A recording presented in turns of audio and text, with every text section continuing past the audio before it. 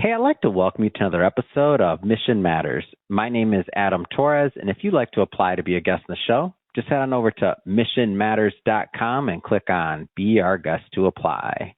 All right, so today is a very special episode. We have on the line Jeff Trippian, also known as Trip, and he is the CEO over at Meatable.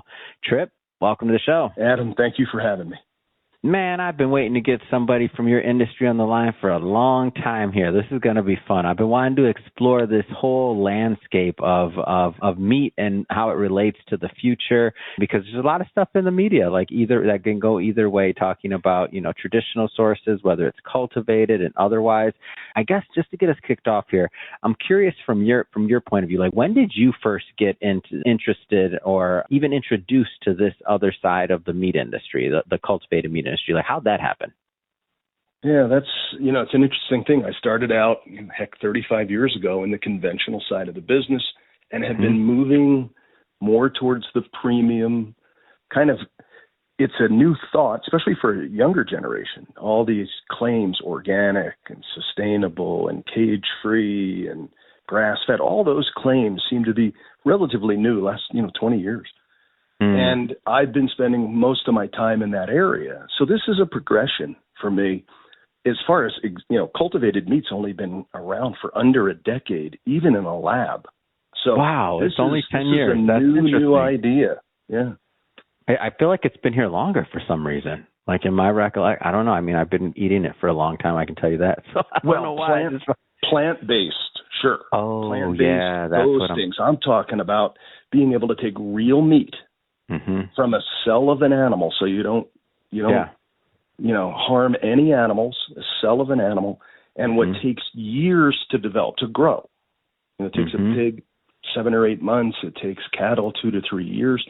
This takes 12 days. And in a world that's getting so much bigger, 8 billion people on its way to 10, developing countries, more demand, it creates a terrible moment where how do you feed that many people and not screw up the planet? Climate, soil, water, animals. How do you do that? Yeah. That's why this product exists, to help try to solve that. How do you see this ecosystem or this partnership? I don't know if that's the right word. How do you see this ecosystem between, traditional raising, even cultivated? And I don't know if you want to sprinkle in the plant-based side of things. Like, how do you see all these things coexisting? Because I find it fascinating. Yeah, I mean, it's a great question. And it seems to me like a very obvious answer. I'm a practical guy. I run businesses. I try to run them in a practical way. And so you have an industry about $1.7 trillion a year. That's the meat industry. And they're pretty darn efficient. Yeah. And so they have a way of doing something. So why would you not take an approach that says work with them, not against them, don't blame them, empower them? And so my idea, when you say it like that, it sounds pretty obvious. Go ahead. I'm sorry. Yeah. Why wouldn't you start with that? Right. Yeah, of course. Why don't you start with that one? And that doesn't usually happen though in the real world, right? Like, well, you're right. But the last 25 years, I've done this 4 times. So this is the fifth one, and they all go the same route. At the beginning, when people feel threatened in anything, they move away. They reject it. You see that some states are rejecting this. Some countries are, while some are saying, my gosh, I have food insecurity, or we have water problems, we have soil problems. We got to think of something else. So the idea is to work with the meat industry. We're a vendor to them. We provide a technology that solves a lot of their problems as an industry. So lead time for animals to grow them out, the feed for them. It still takes land and water to grow crops to feed the animal. There's global disease today on swine flu and avian flu that can just devastate livestock supply. And how do you feed people if that happens? And how do you afford to feed people if that happens? So there's a lot of issues the meat industry grapples with that cultivated meat can help them with. 4 out of the 5 big issues, this can help. The second thing is you're not really changing anything they do. So they today source meat and turn it into food. So it goes through a plant, they put it in a package, they deliver it to a restaurant or grocery store. Very simple. Yeah. And all cultivated meat does is say, well, there's another way to get the meat. Instead of waiting years and stressing the land, the water, the air, instead of doing that, why don't you just build a different kind of plant? Because they have plants today that harvest animals and turn it into food, and make the meat and supply it yourself. That's what they're accustomed to doing. We've had 10 conversations with meat companies on a global level, big companies. 9 out of the 10 have said, well, this makes a heck of a lot of sense. How does it work? And then they want to get into the science, which is fair. They want to understand cost. They want to understand scalability. All fair, yeah. Taste, all things that that consumers care about. For sure. Can I get it? Can I afford it? And does it taste good? Thank God our program, we have IP. We own the IP globally for a way to do it faster and the way to do it make it taste better. So we're working with the industry to try to solve just a huge problem, feeding people. What are some of the obstacles that you run into on this journey of educating the industry, and then possibly even if we want to take that from the industry standpoint, and then that same question if you want to maybe comment on the same time, but on the consumer side of things, right? Like the end user. Yeah, absolutely. And the governments too. I mean, there's throw that in the mix, bumps. man. We're throwing all that in there. Well, and there's 3 legitimate speed bumps, and they're true of almost any industry. Think about anything that was new: the cell phone, the computer, electric car, you name it.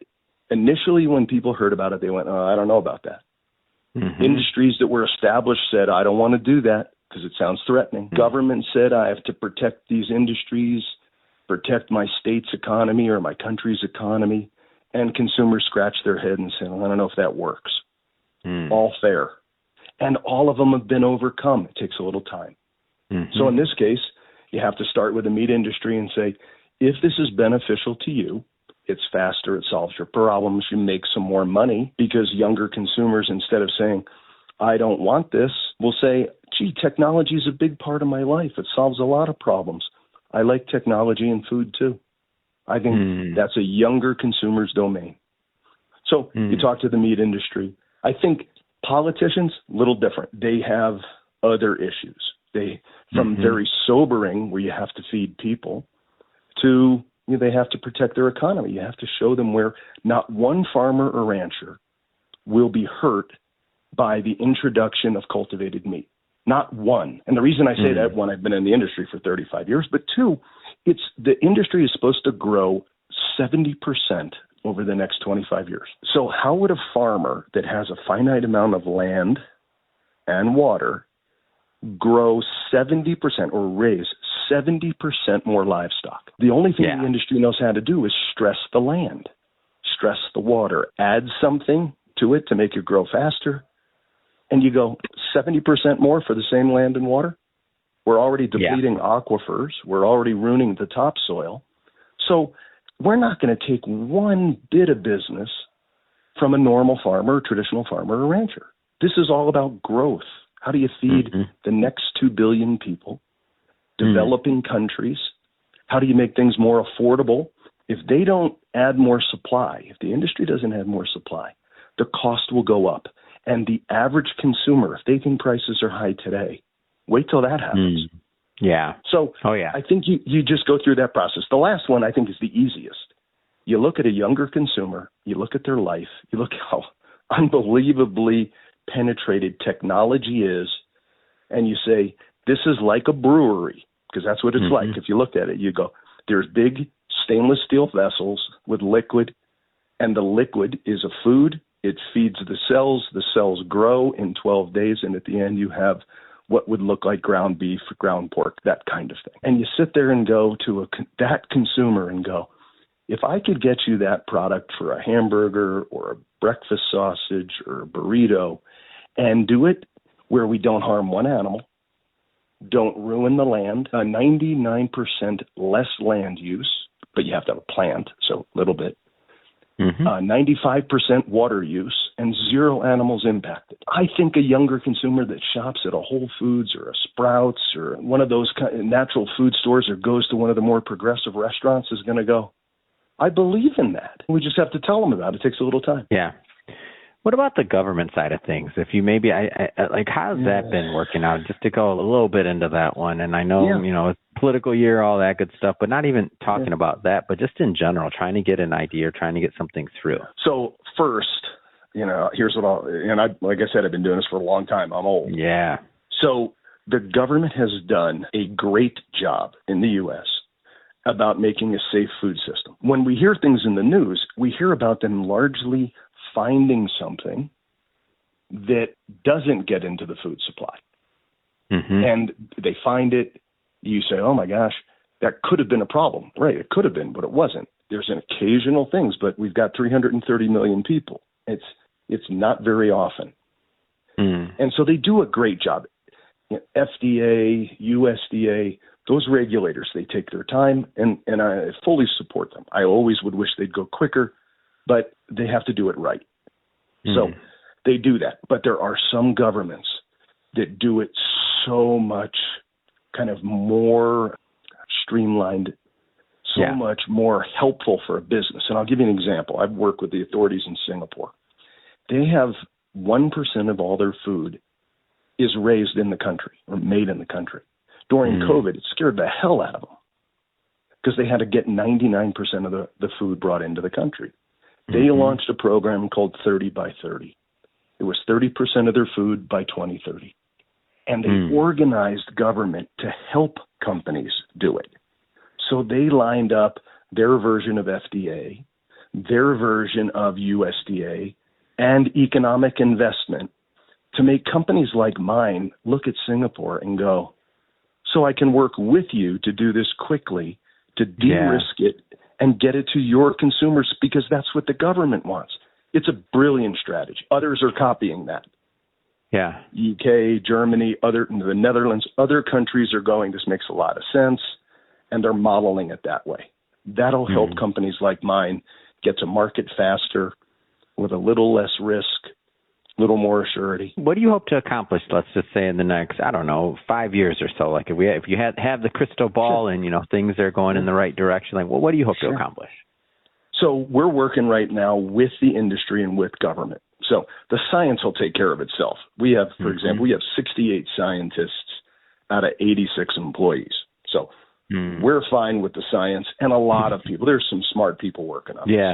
Yeah. The governments will fall in line just because they're going to see that they've got to be able to provide food and jobs for employees in the future or citizens in the future. And this is a viable source. Meat companies will see it too. So over the next 5 years, I think we'll see globally more and more countries saying these products are fine, they're safe, and meat companies saying this is a way to help me be in business, not just 5 years from now, 25 years from now, 100 years from now. So we'll see that. We'll be able to do what you said at the beginning, which is you'll be able to go into a restaurant and a grocery store and for a reasonable price have this product, whether it's blended with some other product you buy today from brands you trust, which is the way we're doing it. And that way, I think people will start to say, this product's safe and we're not doing any damage. So that's what I see. Longer term, 25 years from now, you won't be able to interview me because I won't be around, but my grandkids will. And that's what motivates me. Yeah. I want that next generation or two to be able to say, this is a smarter way to have done something. Solve a real problem. Don't create one. Great. Well, Tripp, man, I was excited about the interview today, and you delivered, I'm telling you. I've been curious about this because I hear things, you read things, and you kind of know, but, this is one of my favorite parts about being a podcaster, and what I get to do is I get to talk directly to the people that are making the news and are in the space of innovation, and also bring that to our audience so that they can hear right from the source and make their own decisions. So, man, really appreciate you coming on. Of course, that being said, if somebody's listening to this and they want to follow the Meatable journey, how do they do that and learn more? Sure. You can just go on meatable.com and all the information's there. There's ways to get in touch with any of the kind of leaders, myself included. Just shoot us a note and we're happy to work with anybody that wants to learn more. That's awesome. And for the audience, just so you know, we'll definitely put the Meetable.com link to the website, all that good stuff in the show notes. So you can just click on it and head right on over and connect and follow. And I know they have some social media and other things out there too. I see a bunch of links. So definitely check that out. And to the audience, if this is your first time with Mission Matters and you haven't hit that subscribe button yet, we welcome you. Hit that subscribe or follow button. This is a daily show. Each and every day we're bringing you new content, new ideas, new food for thought. Can that be the pun for the day? I don't know, Trip, but I agree. Come on, man. Awesome. So again, hit that subscribe or follow. And Trip, man, really appreciate you coming on and all you do. So thank you. Thanks, Adam. Appreciate it.